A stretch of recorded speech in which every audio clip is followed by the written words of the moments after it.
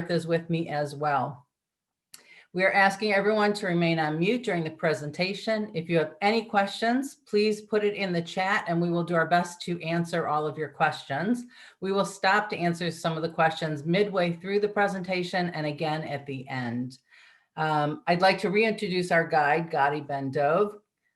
For those of you who were not on the last call, Gadi was born in the US, raised on a kibbutz in the Galilee, and now lives in the center of Israel.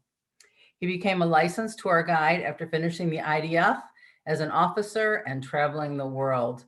His love for the land and especially the people of Israel have given him insights into the country that he shares with every visitor.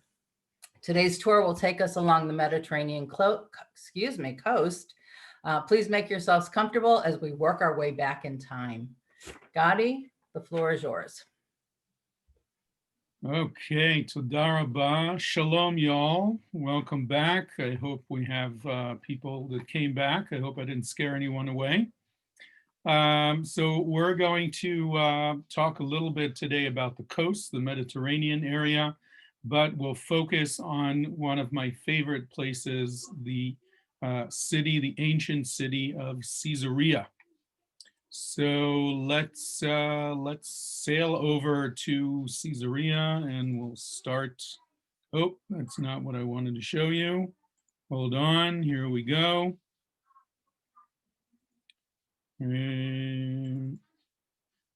Okay, there we go. So Caesarea, the ancient city of Caesarea. We'll stop the satellite a little bit as we sort of go along the coastline. We came from Tel Aviv, which is the big metropolitan area over here. You can see the airport. Jerusalem is in this direction. That's the big area over here. And I think we talked about this, maybe not specifically with this group, but most of the Israelis, most of the population of Israel is actually in the middle. From Hadera, which is over here, let's say, a little farther, along the coastline until the area of Ashdod, which is over here, and inward towards Jerusalem. So the center, out of 9 million people, we have over 5.5, almost 6 million people living in this area of the center of Israel. Let's land in Caesarea, which is one of the cities along the coastline. Nowadays, it's a small town, not too important, but back in the day, before the day, there was a guy named Herod, and Herod was a Jewish king appointed by the Romans, and he had connections with the Roman emperor. As you know, Julius Caesar dies, he doesn't have a son, and his nephew, Octavius, fights over with Mark Antony, who is the general of the armies, and Octavius wins. He changes his name to Augustus, because you know his uncle had a month named after him, and he was jealous. He wanted to have 2 months named after him, so you guys can do the guesswork over there. And Herod was somewhat friends with Augustus and essentially appointed as king by Augustus, forcefully installed as king. And that gave him quite a few problems with the Jewish people. And we'll land over here and we'll take a look at what we're going to see down here. So, of course, the most famous feature of Caesarea is the amphitheater. We'll be visiting there. A lot of what you're seeing here in Caesarea is from the time of King Herod and from the time of the Crusaders. Here's the palace of King Herod. Don't worry, this is just a quick overview. We're going to see all of these spots, and we'll talk about what we have here in Caesarea. That's the Crusader entrance. So let's land, and we'll start not at the city itself, actually, but rather at a very nice, one of my favorite spots to pull up with a bus before you actually get to Caesarea, and that is the aqueduct. Okay, the bus dropped us off over here, and we're seeing the aqueduct leading water to the city of Caesarea. And we'll turn us around. Look at this beautiful beach, one of the most beautiful beaches here in Israel by this area. All the groups always like to get off the bus and go put their feet in the water. And of course, the bus driver is not that excited because you come back with sand, but that's okay. It's all part of the excitement. Now, this aqueduct wasn't really built by King Herod. It's built a little bit later. Most of what you're seeing here is actually Ottoman, from the time of the Ottomans 500 years ago only. King Herod was king from 37 BCE to 4 BCE.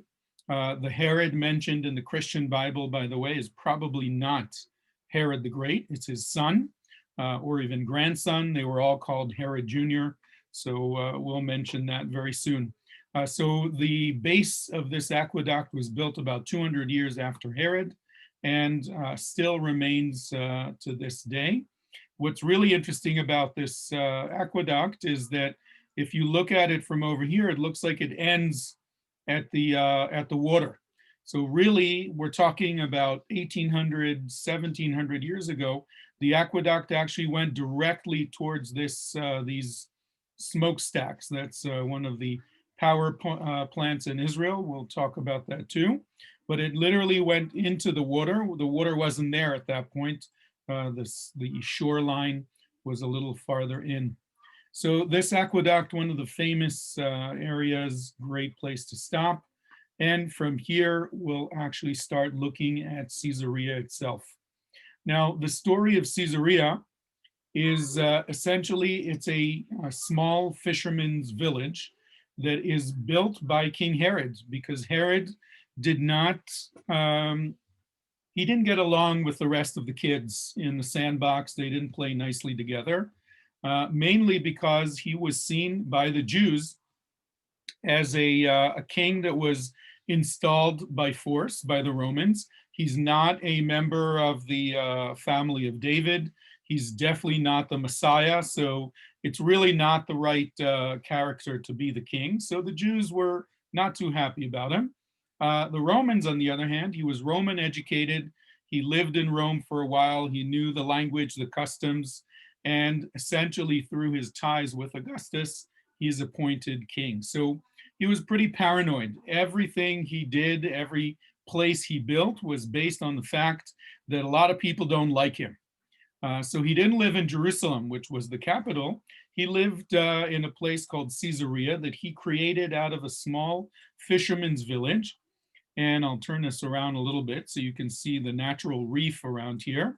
And he named it, of course, Caesarea, after his patron in Rome.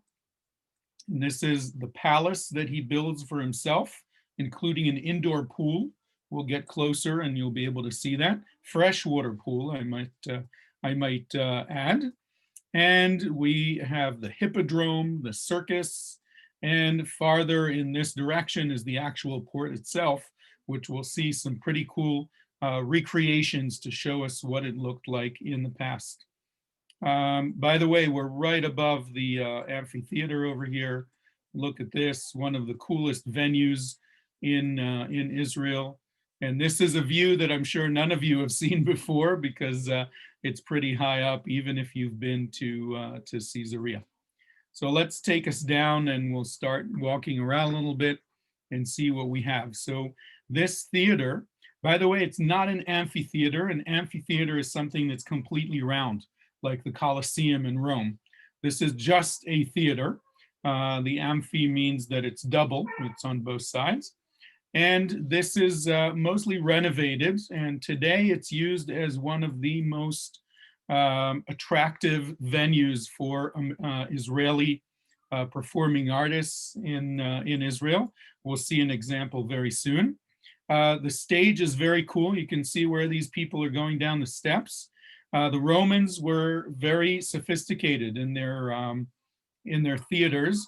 There was actually a passageway to go underneath the stage, and the actors could reappear over here on the other side. There was another area to come up, and they could disappear and appear on the stage. There was, where these people are standing, another wall. You can actually see in the picture, we'll turn the picture on, you can see the stage, and behind the stage was another wall. I have an example to show you in a moment, where all of the background scenery would come up and down, and it was pretty sophisticated.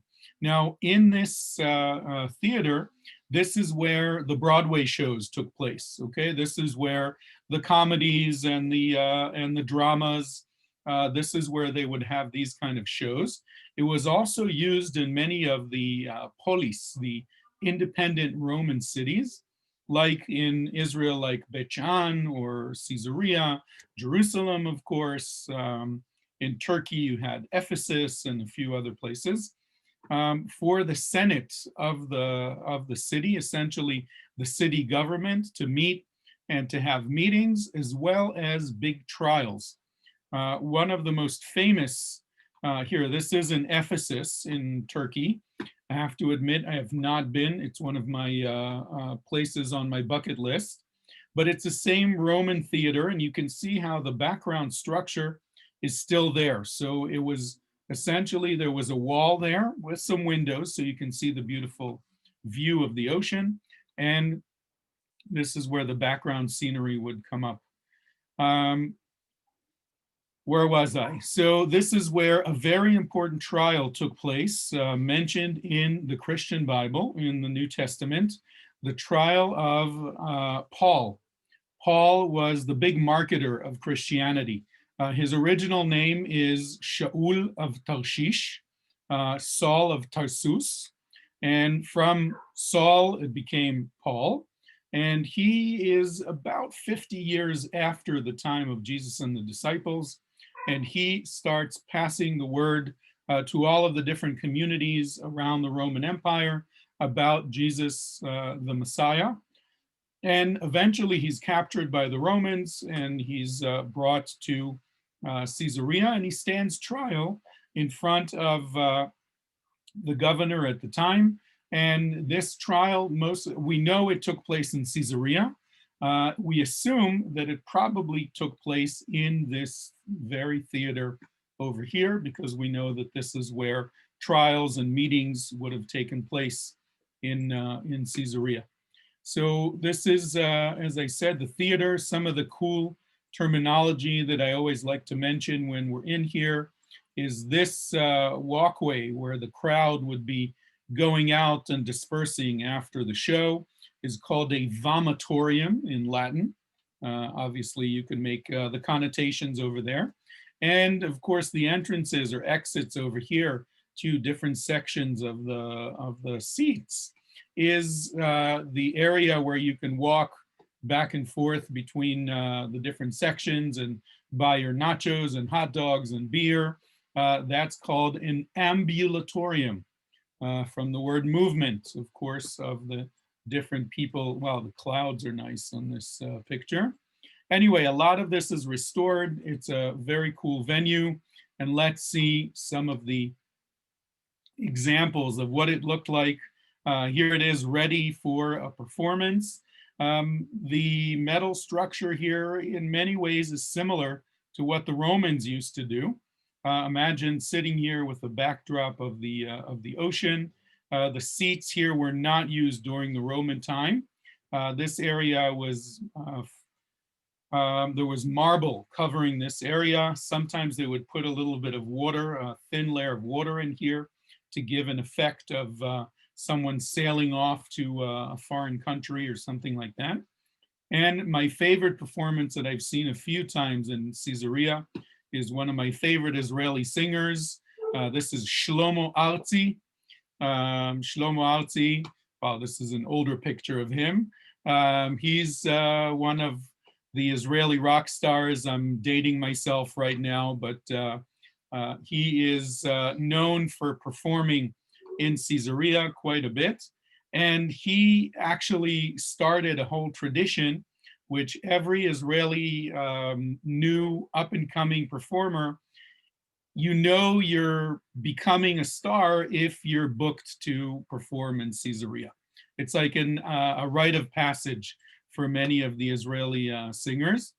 And one of the videos that I brought here, this is a guy named Kobi Peretz, much more modern performer, but you'll see what he does in the beginning, which became a tradition for all of the different performers that come to perform in Caesarea.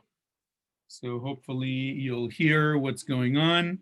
Basically, when you start the show, there's a big hello from the crowd, and he says, Erev Tov Caesarea, good evening Caesarea. And a lot of the performers actually, when they're not in Caesarea, they also say that as a joke. Erev Tov Caesarea! Good evening Caesarea.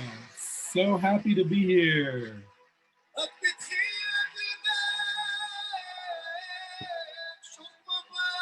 So this is Caesarea during a performance. Unfortunately, can't really see the venue itself, but you'll have to take my word for it.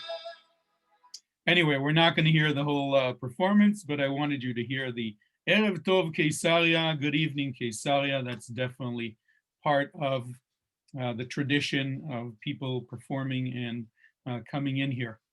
Let's continue with some of the archaeology. So we're moving a little bit farther from the theater. It's hard to see it, but the theater is over here. And we are at Herod's palace, King Herod's palace. What we see here, these columns, by the way, are not original, they're new. Unfortunately, and this is less so in Caesarea, but definitely in other parts of the country, Herod was not liked by his people, as I mentioned before. In fact, the Talmud, 500 years after Herod, talks about the fact that there was a saying during the time of King Herod, during the Second Temple period, the time of Jesus, that it was better to be a pig, a hog, an unclean animal, than to be Herod's donkey. In other words, you'd rather be an unclean animal than to work for King Herod. That's how bad people felt about this guy. He was very ruthless. He didn't do a lot of things according to the Jewish tradition. But the bottom line is he didn't want to live in Jerusalem because the other kids would be picking on him. So he created out of nothing, essentially, a port city, names it Caesarea after his patron Caesar in Rome. I don't know if you know this, but Caesar does not mean anything in Latin or in Roman or in Italian. It literally is the last name of a guy named Julius, who started the lineage or the tradition of being the emperor. So all of his relatives after continued with his name. So Augustus, or Octavius is in his other name, is still, he's Octavius Caesar, Augustus Caesar. So this is named Caesarea. This is the palace, and this is the area where Herod lived in. It's designed like a Roman villa. You can see these areas with the green were actually small pools, reflecting pools, with about 10 to 15 inches of water. And it created a reflection, kind of like sitting in a Chinese restaurant and they have the mirrors on the walls to give you a feeling of a really big, wide space. That's what these this little reflecting pools would create. The columns all around, and this was areas for meetings and for shows and for events, maybe not shows, events. And down here is the area of some of the living quarters. I have some better pictures of it, but essentially these areas were rooms where Herod and his wives and all of the kids could live. And you can see an outline over here in the reef, in the natural rock here, which is sandstone. It's called kulkav. Believe it or not, the geological term for this kind of rock is kulkav. It's kind of like Machtesh, which is a crater in the south of Israel. But it's sandstone that's been pushed together, packed together for millions of years and creates a stone. And what Herod did is he carved out, obviously not him, his workers, a indoor freshwater pool right outside his balcony. So he had a villa with a pool, and literally he could jump out and swim in the Mediterranean, come back in and swim in his freshwater pool. This man was known for defying the forces of nature. One of the most interesting, important archaeological finds in the land of Israel is something that was found right here in the palace of King Herod. Okay, we were standing right over here a minute ago. Is a plaque that says, I'm obviously paraphrasing, "Welcome to the palace of Pontius Pilate." Now, I'm sure you've all heard of Pontius Pilate, or Pontius Pilatus in Latin. After Herod dies, his sons divide up the kingdom into 4 different pieces. They were all called Herod, so you have Herod Antipas and Herod Philip and Herod Antigonus, and each one of them got a piece of the area. Eventually, the Romans were sick of these Jewish kings that were causing more trouble than they were worth, and they appointed governors. The most important governor that we know about, not important because of what he did, but rather because of the Christian story, is a guy named Pontius Pilate, who is in control from 26 to 32 CE. And he's famous simply because he's the governor that condemns Jesus to crucifixion in Jerusalem. Now, we know from documents and from the Christian Bible that Pontius Pilate did not live in Jerusalem. Instead, he used all the wonderful facilities that Herod created for him in Caesarea. There was a beautiful palace, there was a lot of luxury. Why go to Jerusalem and hang out with the natives when he can live here in Caesarea by the ocean? And of course, there's another really important reason to live in Caesarea rather than Jerusalem, and that is being paranoid, just like all of the other rulers. If there's an attack or something happens, he can hop on a boat and run away to save his life. So this was found, this stone that you see here, it's a replica. The original is actually in the Israel Museum. It says on it, "Welcome to the palace of Pontius Pilate," which is the only place pretty much outside of the New Testament, the Christian Bible, where the name Pontius Pilate is even mentioned. He's mentioned in a couple of lists, documents of different Roman governors during that time. And this, for the Christian world, this is a very, very important find. Here you can see a sort of a outline, a little bit of what it says here. You can see the words Pontius Pilatus fairly clear in the engraving. So this is a very cool find. In the last couple of years, there was a ring found in a place called Herodion, which is a little bit south and east of Jerusalem. And that ring, after sitting for years in the warehouses of the Antiquities Authority, was cleaned off a bit. And there's a theory that it actually says Pontius Pilate on it as well.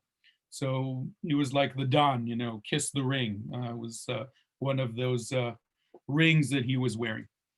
Here's the original and the display in the Israel Museum, Pontius Pilatus. This is some of the mosaics of the rooms, the living quarters of King Herod. Very lavish, very cool. What's interesting about King Herod, that even though he was not very Jewish in what he did, he probably had a bar mitzvah, probably went to synagogue, you know, during the Super Bowl holidays, during Rosh Hashanah or Yom Kippur. He definitely didn't keep kosher, probably had pepperoni pizza from Little Caesar and all of that stuff. But he did not, in all of the buildings that he built, did not display animals or people in the mosaics that he created. He used only, as we can see in the previous one, only geometric shapes. This is true in Caesarea, in in Masada, in many other areas where we can still find some of his stuff. And as I started to mention before, because he was really not liked, not even saying loved, liked by his people, after his death, a lot of the buildings and things that he made were destroyed, mainly to show that we really don't like this guy, Herod. A really important example is his tomb that was found and discovered in Herodian that I mentioned before, which we have finally figured out was the place where he was buried. This is one of my favorite places here because we could spend an hour on stories over here in this place. This is known as the Hippodrome, or in other ways, it's also called the circus. And it's essentially the place where the chariot races were happening. Caesarea was a typical Roman city with all of the theater and the hippodrome for the chariots, and this is where the gladiator fights would take place as well. And some of the interesting stories around here I'll tell you very soon, but imagine that this is the racetrack all around us. In the middle here, stretching all the way to the end, and we'll see another view from up above very soon, was a wall, I'd say about 6 feet tall or something like that, to separate the racetrack. And the chariots would go all around here. Eventually, you might be noticing that there's some over here. You can see that there's a structure that's already going into the racetrack. That's because you can actually see the outline of the wall over here. This building was built later. At some point, the chariot races are no longer that important in the Roman Empire, and eventually this is changed and made a little bit smaller, and that's why we have the building inside there. We can also see over here, this is the box seats. This is where the big shots would be sitting and getting all the food and the drinks, of course. And take a look on the sides here. We found some plaster on the sides, and we know that it was decorated. This is modern to give us a general idea of the decoration that would have been around here.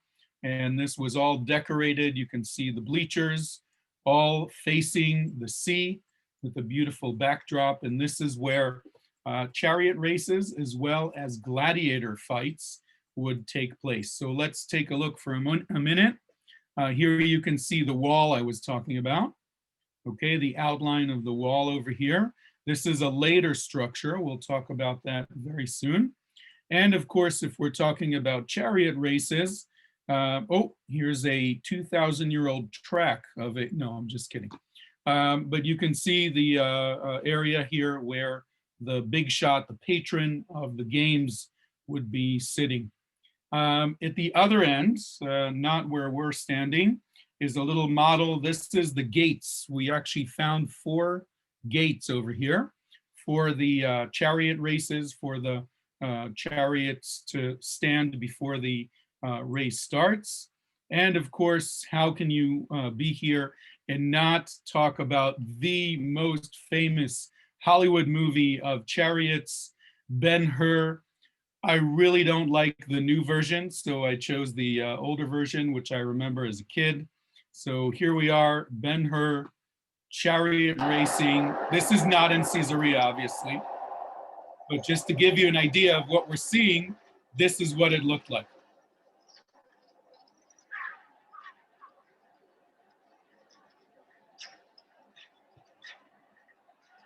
And admittedly, this movie is older than I am, so it's been around for a while, but they do a very good job.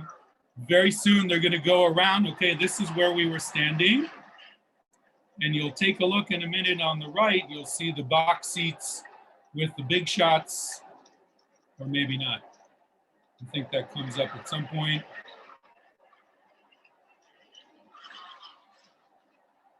Very gory.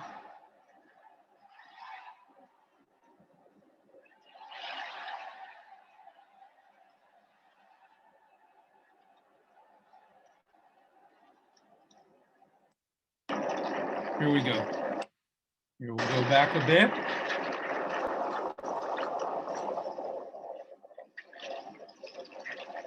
Here we go. Okay, you can see that up in the box seats, you have all of the patrons and the big shots waiting to see who's going to win. So this is the kind of sport that was taking place over here in the circus or hippodrome. In the Jewish story, this is a very dramatic place because in this place was an execution of a very important person in our story, in the Jewish story. After the temple is destroyed in 70 CE, Jews are dispersed all around the Roman Empire, and eventually, about 70 years later, 132 CE, there's another rebellion of the Jews against the Romans. It's led by a very famous rabbi who was the spiritual leader, a guy by the name of Rabbi Akiva. You've all heard of Rabbi Akiva, I'm assuming. Ve'ahavta l'reacha kamocha is one of the basic. When he was asked what's the basic of the Torah and all the being Jewish, that's what he said. But Rabbi Akiva was no warrior and he wasn't a soldier. So he recruits one of the generals, a man by the name of Shimon Bar Koziva, Simon Bar Koziva. You probably never heard of this guy. Simon Bar Koziva was the leader of the rebellion in terms of the army.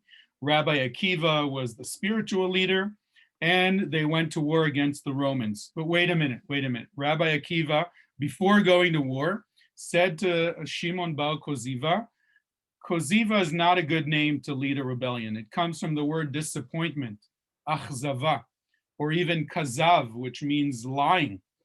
We got to do something with your name. So Rabbi Akiva changes the name of his general from Shimon Bar Koziva to Shimon Bar Kochva. Bar Kochva. You have heard of this guy. Bar Kochva means son of the stars. Much better name for a general leading the rebellion. And they go out to war. It's a terrible war. The Jews lose very badly. Over 1 million Jews are slaughtered by Hadrian and the Romans. This is 132 to 135 CE. And as a result, Rabbi Akiva is captured by the Romans, brought here to Caesarea, and right here in the Hippodrome is where he is executed by the Romans. Essentially, they're trying to force him to say that he believes in the Roman faith. He says Shema Israel, and refuses to change his religion. Another interesting stories that took place here are gladiator fights, and the people who were brought here were not just gladiators, but also people of the faith that believed that the Roman gods are not the true God. Jews, Christians, many of the early Christians and the Jews during the first couple of centuries CE were told that if their God is so strong and will save them, let's see if God will help you against the alligators or the lions or the tigers, and essentially thrown into this arena, and of course were killed by the wild animals. In the gladiator fights were some interesting events that took place here, and some of the rabbis of the Mishnah, about 100 years after Rabbi Akiva and the rebellion of Bar Kochva, discuss the question, is it okay for a Jew to come and watch an event in the Hippodrome? And of course, in true rabbi fashion, I hope there are no rabbis in the crowd, I don't want to offend anyone. In true rabbi fashion, they answer with two answers. The answer is yes and no. So yes, if it's an event that is not dealing with anybody dying or two people fighting against each other or something like that. Why is it a no? Because when there's a gladiator fight, what happens when the winner finally, the opponent is on the ground and he can't no longer fight? The winner usually puts his foot on the other guy, looks over to the box office where the patron of the games is. And what does the patron usually do? He wants to involve the crowd, so he looks around at the crowd, raises his thumb like this, and waits for the crowd to do either like this, let him live, or usually what they would do is like this, meaning off with his head. So the rabbi said, if the show involves something like this, we as Jews are not allowed to attend anything like this, because only God can determine when it's time for us to go. Anyway, those were a lot of stories here in the Hippodrome, but this is a cool place. Let's continue and talk a little bit about the port. Okay, so most of Herod's city was over here. You can actually see some of the archaeology here. This is the Hippodrome over here. The theater is over here. This area is the Herod's palace.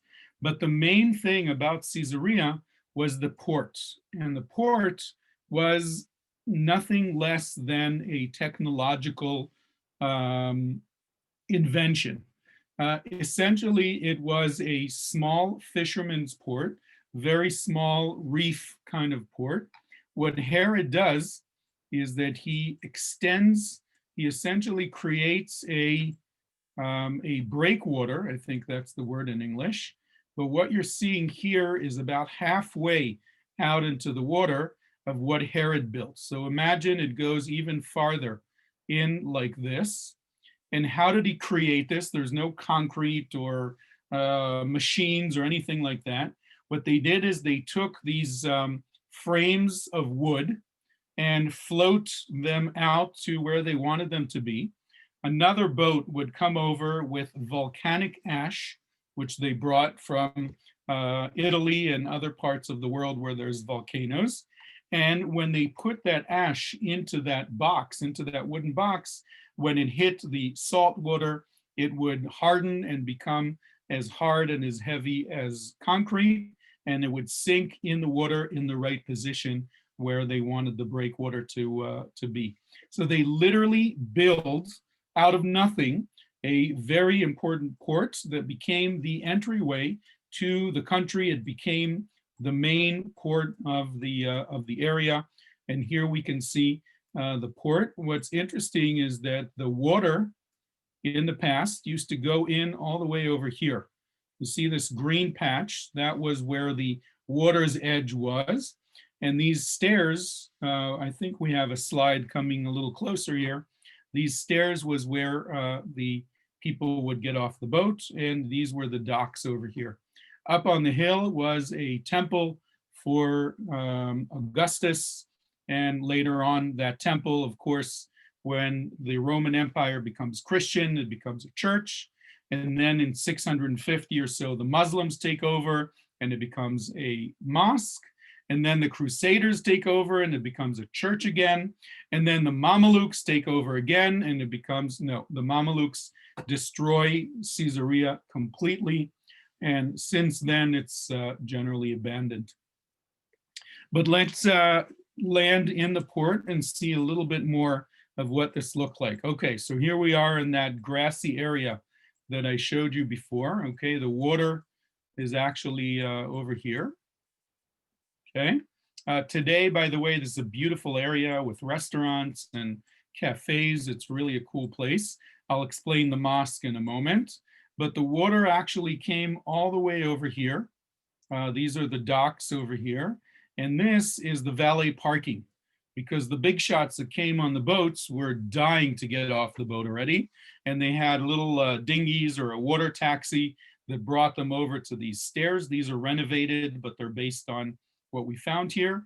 And they would get off the boat and stop rocking a little bit and have a time to go freshen up. The arches over here is a new visitor center. They did a great job in here, only opened about a year ago. And there's some movies and artifacts that were found. And it's basically the basement of a Crusader church that was on top of this hill. So this is the port itself. Unfortunately, Herod was defying the forces of nature. So after the Romans went away and there's no longer money to keep the port afloat, literally speaking, the sand started pushing in, and eventually the port became smaller, and it is what it is today. The Ottomans in 1517 conquer much of Europe, the southern part of Europe. They go all the way, they conquer Romania, Hungary, even as far as Budapest, and they got as far as the gates of Vienna. This is 1517. And what happened there was they converted, or many people in those areas converted to Islam. If you remember the former Yugoslavia with all of the battles that went on there between the Muslims and the Christians, and between the Catholics and the Orthodox, was a big balagan. But in the early 20th century, the Muslim Bosnians in Bosnia asked to be relocated by from the Ottoman Empire, and they brought them over here to the land of Israel. They settled here in a little village. So this mosque is a Bosnian mosque. Unfortunately, in 1948, when the state of Israel was established, these folks basically said, oh no, not again. We're going to be a minority in another country, and they decided to go back to Bosnia.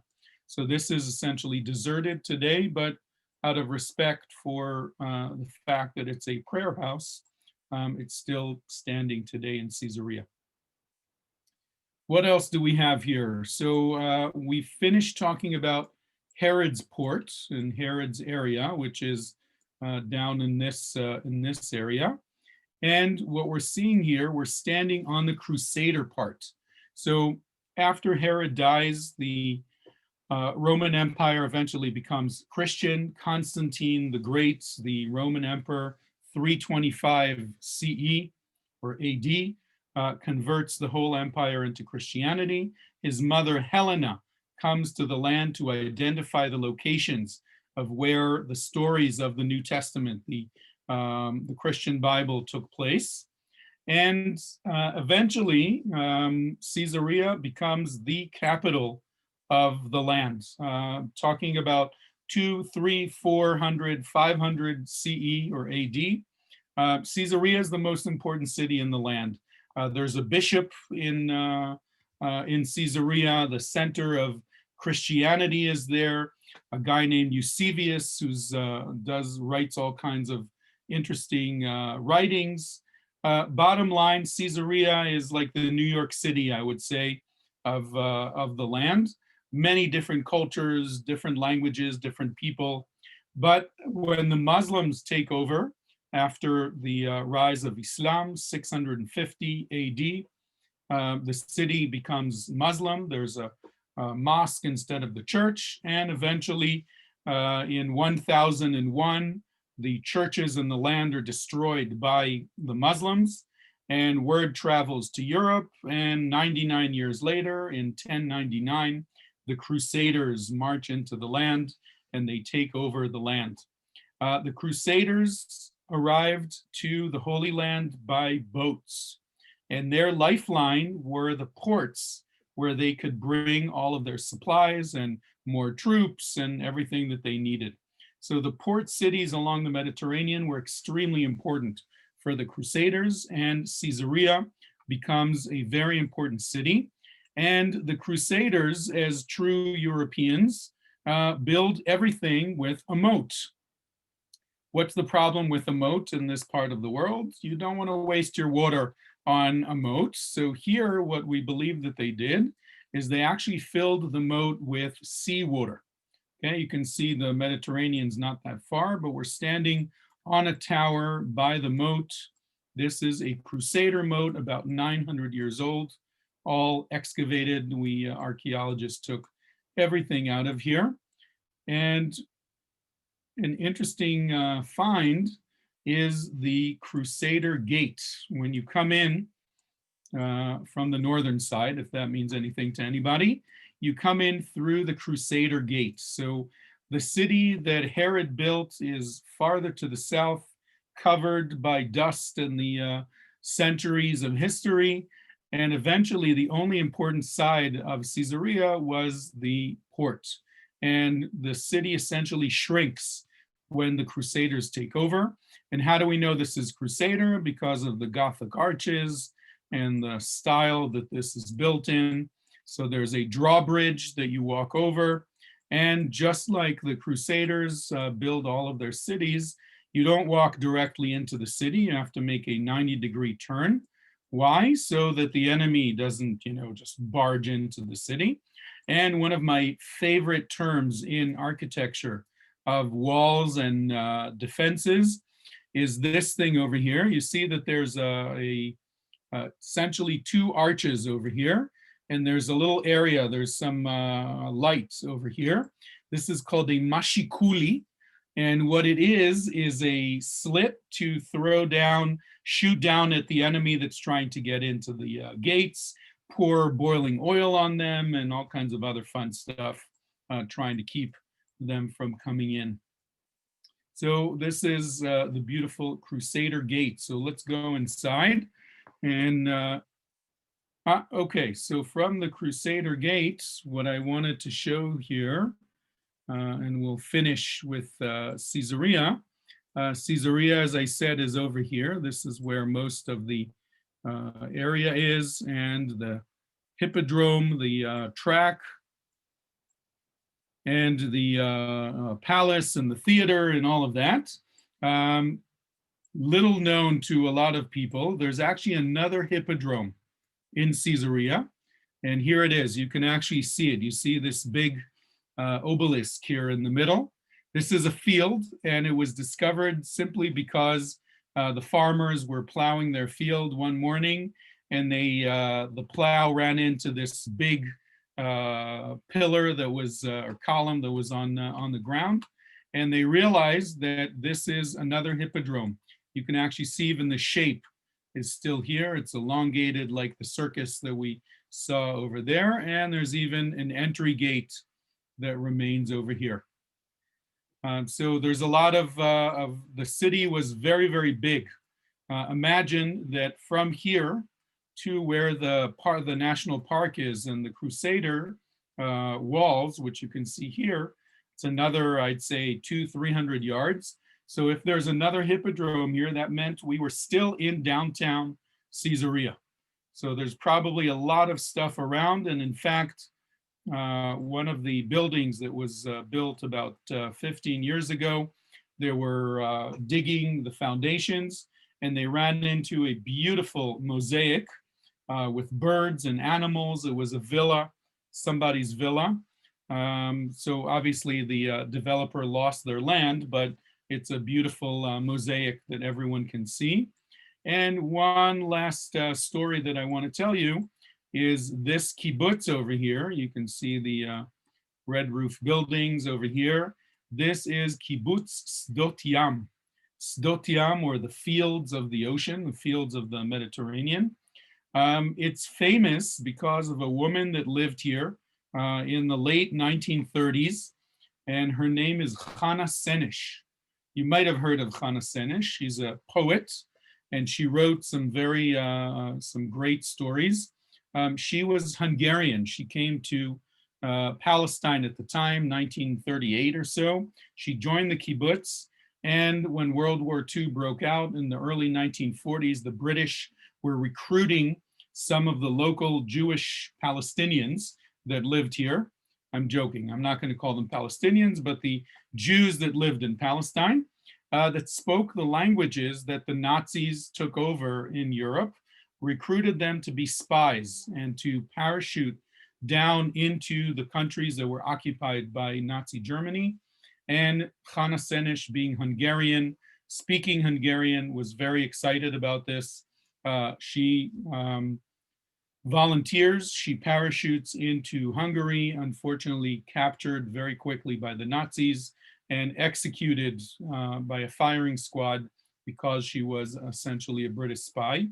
The reason that many Jews volunteered to do this was to connect with the Jewish communities that they heard starting to hear about the devastation going on there, and they wanted to help them escape from Nazi occupied areas. After her death, her friends found a trunk with lots of a diary and other poetry that they wrote. They didn't really know how artistic she was. And one of the most famous songs that she wrote is called Halicha leKeisaria, or a walk to Caesarea. And you can see this very well here. This is the kibbutz, and the ruins of Caesarea are along the beach where you could walk. This is before the excavations, obviously. And the song you probably have all heard is called Eli, Eli, Eli, Eli, Shelo Yigamer Leolam. All right, I'm not a singer, so I won't sing it, but I'm sure you recognize the song. And this is Sdot Yam, where Chana Senesh wrote this song. All right, and just as another continuation along the coastline, we're going to hop over. You can actually see a little bit of it. The ridge over here, this is the Carmel, Mount Carmel, and we'll just hop over there because we can, and have a beautiful overlook from Mount Carmel on the beautiful Baha'i Gardens and the Bay of Haifa. You can see on the other side the area of Akko or Acre, and even my kibbutz all the way over here at the end of Israel. And the Haifa Bay, of course, very well known because the main port, speaking of ports, Caesarea eventually was abandoned in the modern times when the British, when the Ottomans were here. Actually, Jaffa was the most important port because it was closest to Jerusalem. And when the British take over, by that point, 1920s, the boats, the ships were really big, too big, too heavy to come into the port of Jaffa. And the British create the port of Haifa, and it becomes the most important port in the city. When the British leave in 1948, Israel takes over the port, and it becomes the first important port of Israel. And we can see the Baha'i temple over here. And of course, Mount Carmel is famous for Elijah, the prophet, who, according to the story, lived on Mount Carmel. There's even a cave that is believed to be the cave of Eliyahu. And for our Christian folks, I'll just mention that there is a very famous order of nuns known as the Carmelite sisters, and they are named that way to honor Elijah the prophet, who, according to the story, brings the Messiah, and they call themselves the Carmelites, named after Mount Carmel. Whew, okay, that was a lot of talking. Happy to take some questions. I'll stop my sharing. And bevakasha, any questions, aha moments, something you want to share?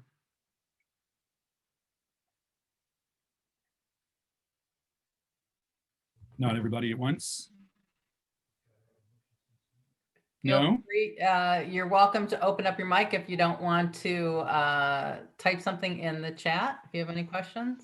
There are a number of, there are different pronunciations for Caesarea. Some say Caesarea. What is there an accepted pronunciation? Is there, does it? If you follow Israeli signs, you'll see it's spelt in about 4 different ways. It's kind of like Tzfat in the north.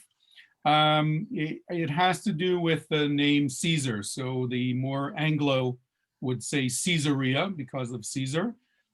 In Hebrew, we say Kesar, so it's with the ka sound in the beginning, Kesar. So it's just an issue of how you pronounce Caesarea, basically. You didn't mention this, but because it's not historic, but there are 2 beautiful museums in the upscale neighborhood by Mhm. Recanati that are worth also great. exploring when one goes to visit the historical Roman part. Absolutely. Well, I didn't mention Caesarea, the modern Caesarea in general, which is an important port. Caesarea is one of the important cities of Israel today, where all the it's the Boca Raton, or the what's the most upscale neighborhood in your area, I would guess, or the Westchester County.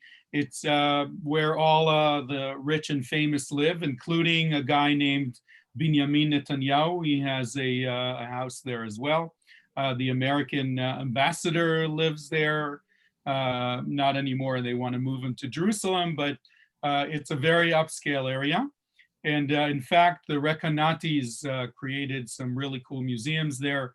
Arts, there's some outside statues and arts. It's a very cool place. And the claim to fame of Caesarea, I would say, maybe not a claim to fame, but it's the only one and only golf course in Israel.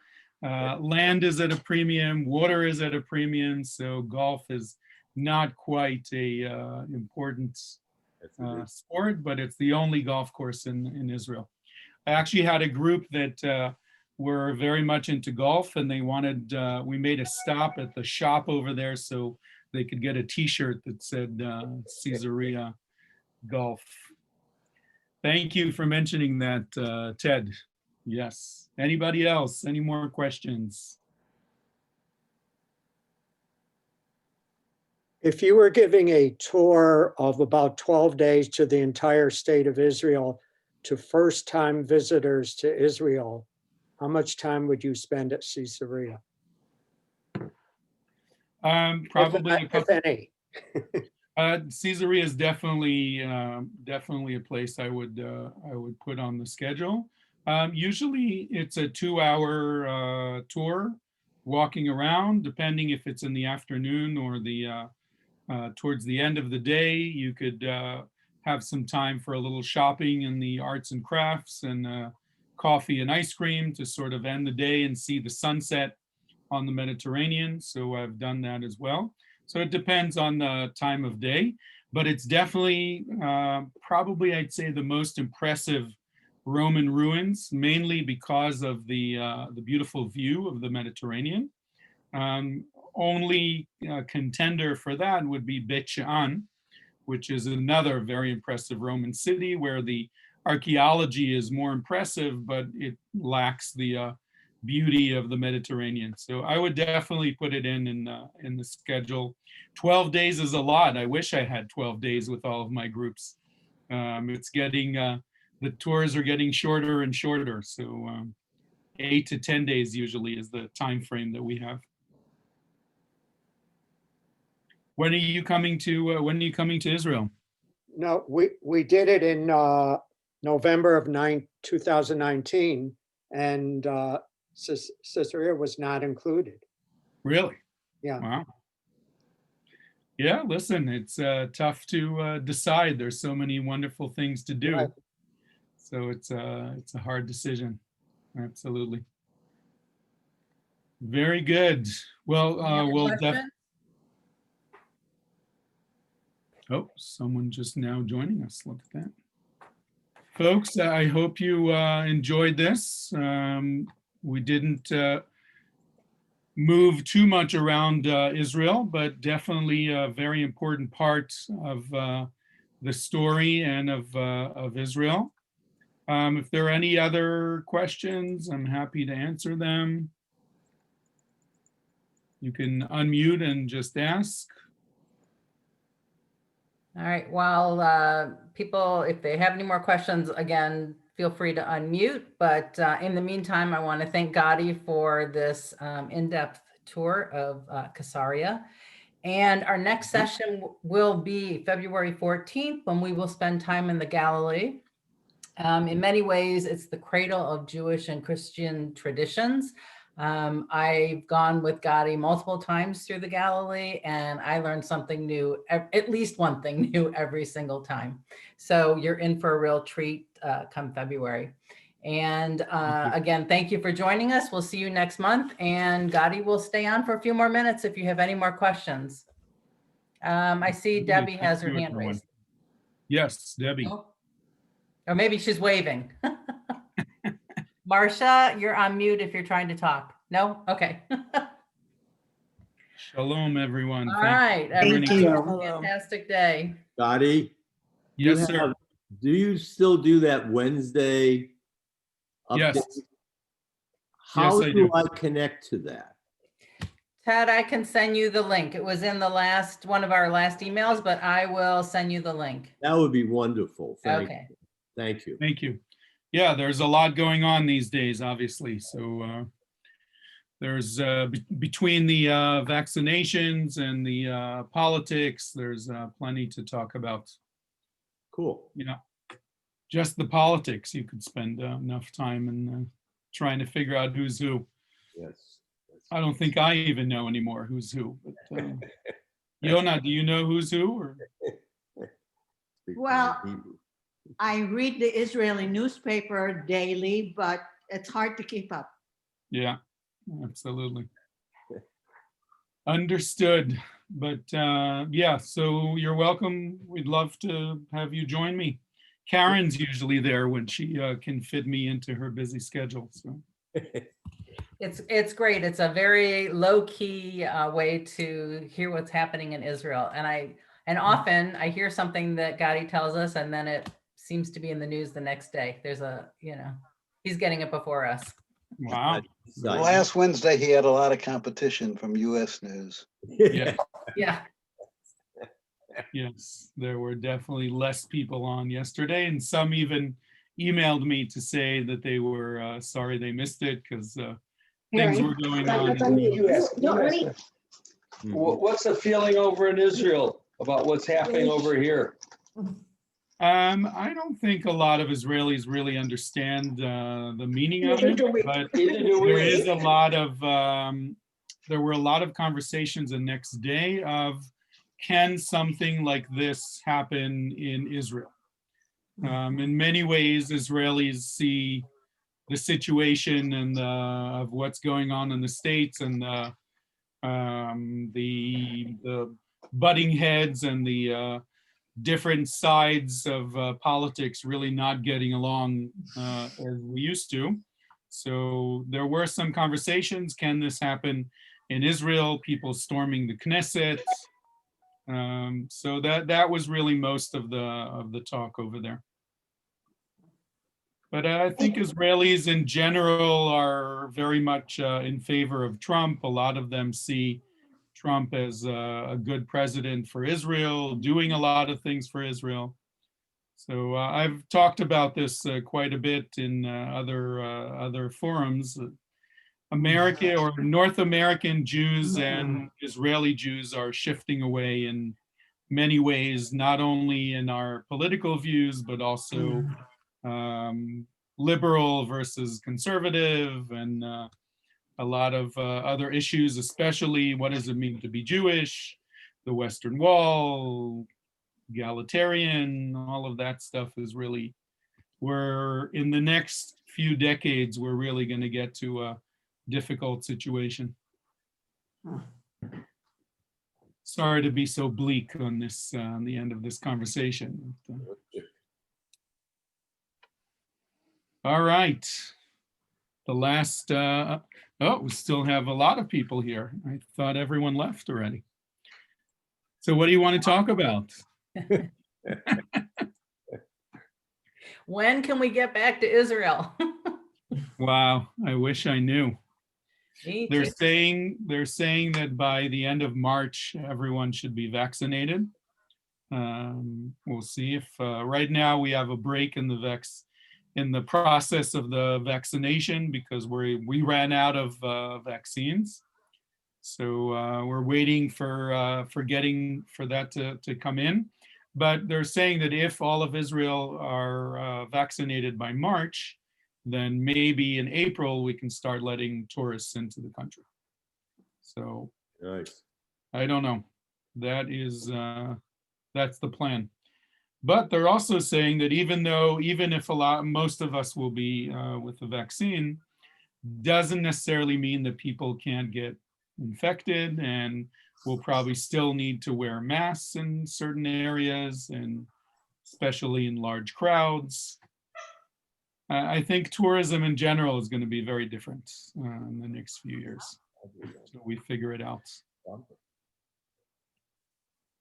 But yeah, if anyone wants to make Aliyah, you can make Aliyah and get your vaccine a lot faster if people are planning to do that.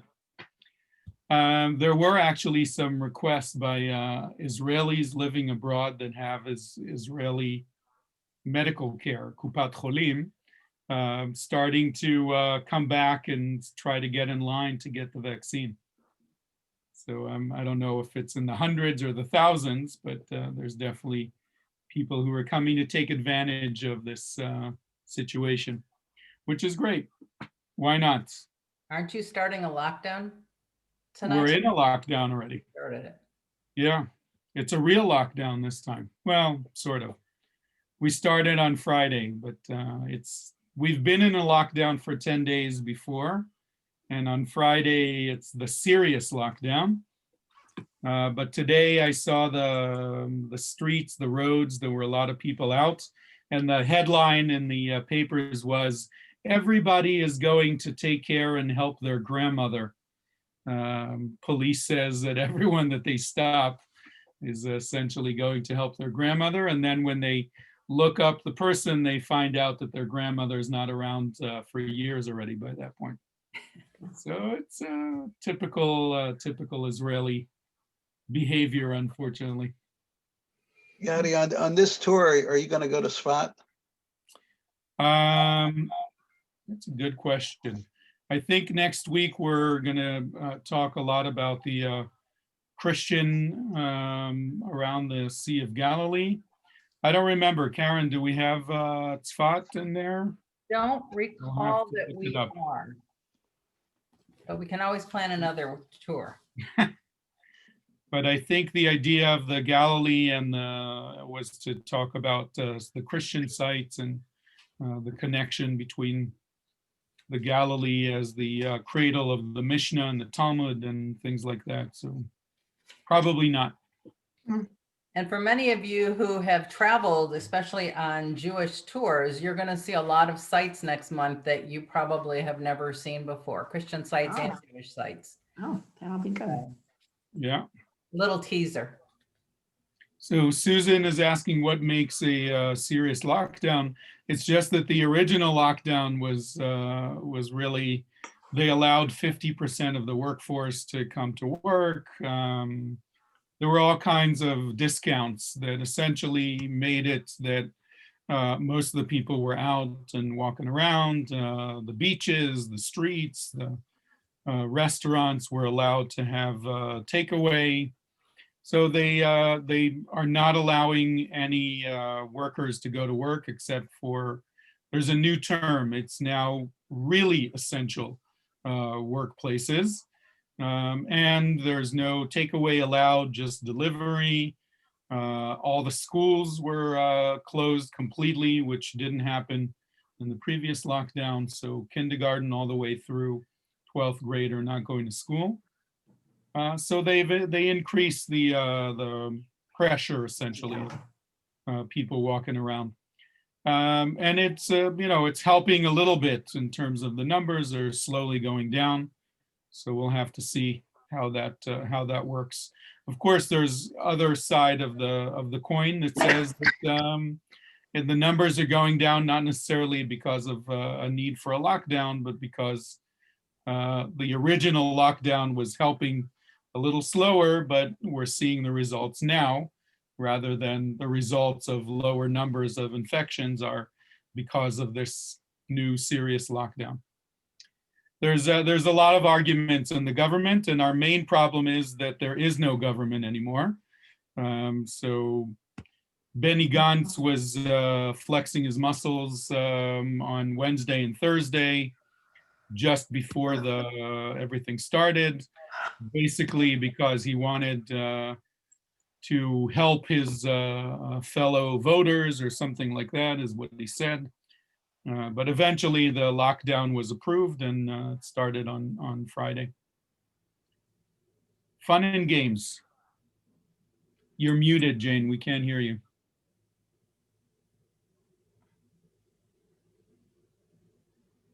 No? Okay. All right. I want to thank everybody again. Have a fantastic week. And I will send the link for Gotti's Wednesday Thank you. programming, and we'll see you again in February. Thank you, Karen. You're welcome. It was great.